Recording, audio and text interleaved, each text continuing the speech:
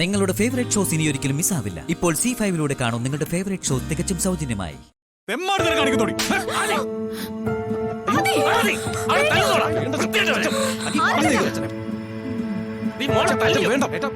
നിർത്തുന്നല്ലോ.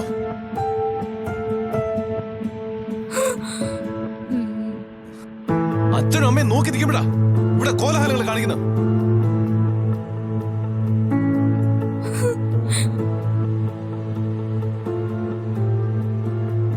ഒരു കാര്യം ചെയ്യാം, ഈ രാത്രി തന്നെ ഓരോരുത്തർക്ക് എവിടെയെങ്കിലും ഒക്കെ പോവാം.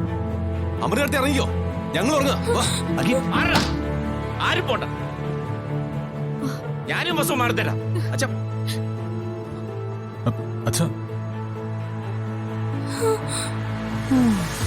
ബസു, നമ്മൾ ഇനി ഇവിടെ താമസിക്കുന്നതിൽ അർത്ഥമില്ല.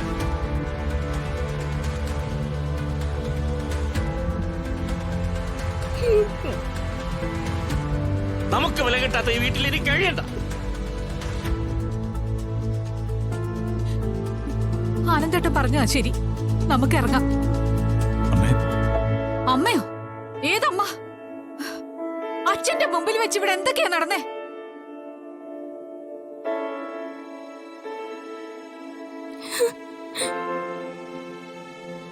ഒരാള് രാത്രി വീട്ടിൽ നിന്ന് ഇറങ്ങിപ്പോകാൻ തുടങ്ങുന്നു, ഇനി ഒരുത്തൻ ഭാര്യയെ തല്ലുന്നു. അച്ഛനിതെല്ലാം കണ്ടിട്ട് കാണാത്ത പോലെ നിൽക്കണം അല്ലേ?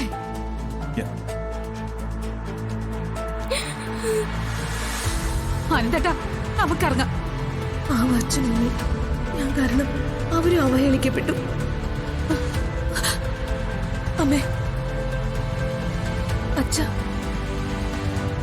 മാപ്പ്. എന്റെ അവിവേകത്തിന് മാപ്പ് തരണം. ഇനി ഇത് ആവർത്തിക്കില്ല അച്ഛൻ.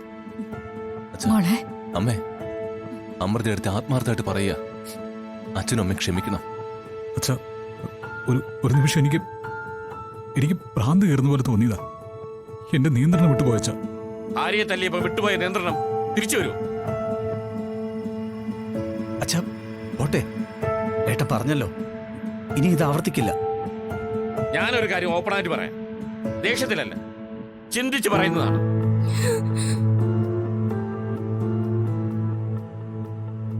ഞങ്ങളോടൊപ്പം താമസിക്കുന്നതിന് നിങ്ങൾക്ക് പൂർണ്ണ സ്വാതന്ത്ര്യമുണ്ട്. അതിൽ പ്രശ്നമുണ്ടെന്ന് നിങ്ങൾക്ക് തോന്നുന്നവർക്ക് മാറി താമസിക്കാം, ഒരു കുഴപ്പമില്ല.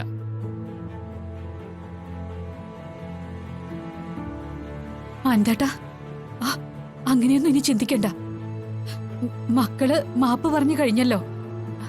പെട്ടെന്നുണ്ടായ ഒരു ദേഷ്യം, അത് തീർന്നു.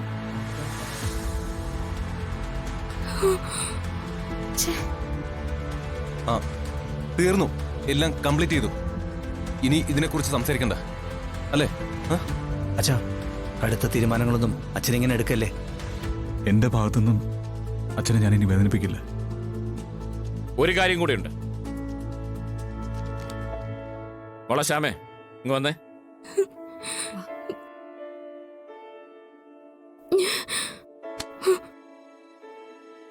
എന്ത് വേണമെന്ന് ശ്യാമമോള് തീരുമാനിക്കും.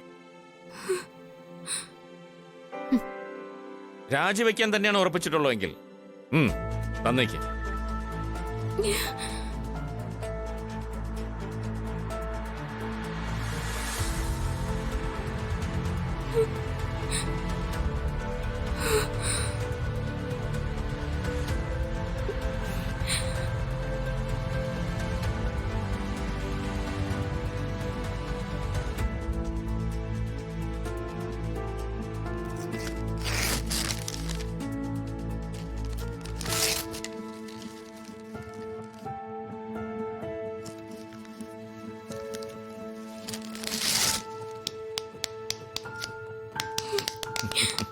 മോളെ,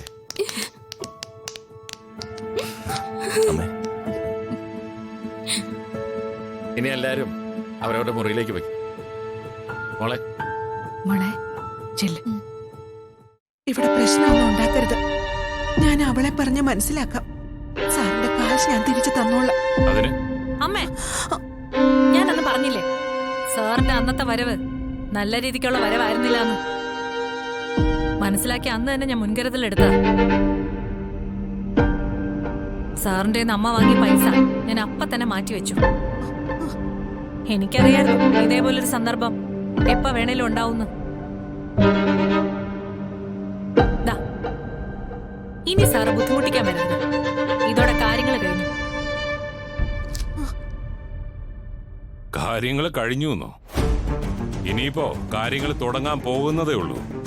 നമുക്ക് കാണാം. മായ,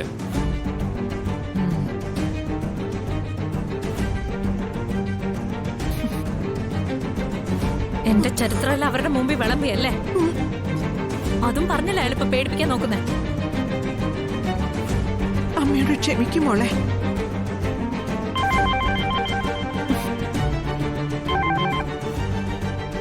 ഹലോ ഹലോ, നാളെ എനിക്ക് അത്യാവശ്യമായിട്ടൊന്ന് കാണണം.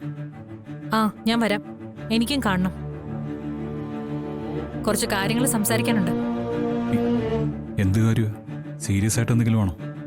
സീരിയസ് ആണോ എന്ന് ചോദിച്ചാൽ അതെ. ആ, നമ്മളെ രണ്ടുപേരും പുറത്തുനിന്ന് സംസാരിക്കുന്ന ഒരാൾ വീഡിയോ എടുത്തു. അയ്യോ, ആരാ വീഡിയോ എടുത്തത്? ഒക്കെ നേരിൽ കാണുമ്പോ പറയാം. പറ്റില്ല, എനിക്കിപ്പോ അറിയണം. ആരാ വീഡിയോ എടുത്തത്? ഒരു ജഗന്നാഥൻ.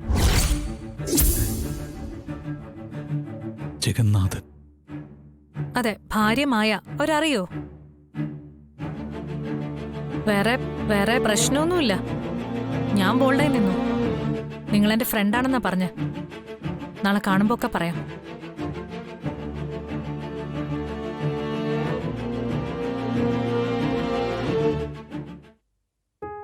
സർ, ഞാനൊരു കാര്യം പറഞ്ഞോട്ടെ?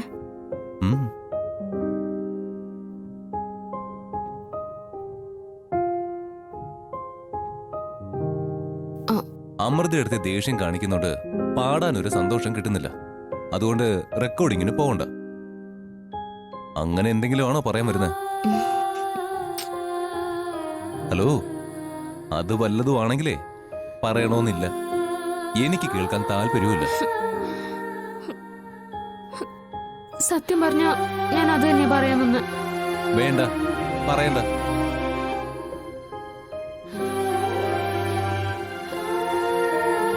പാടാനുള്ള തന്റെ കഴിവ് എന്തുമാത്രമാണെന്ന് എനിക്കറിയാം. എന്റെ ഭാര്യയെ ഏറ്റവും വലിയ ഗായികയാക്കാന്നുള്ളതാ എന്റെ ലക്ഷ്യം. അത് ഞാൻ നേരത്തെ തന്നെ പറഞ്ഞിട്ടുമുണ്ട്.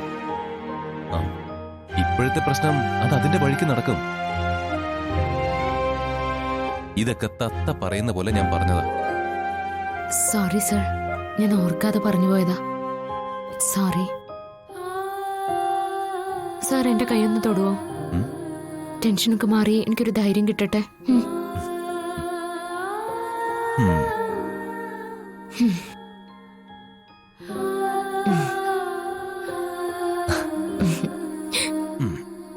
ധൈര്യം കിട്ടിയോ?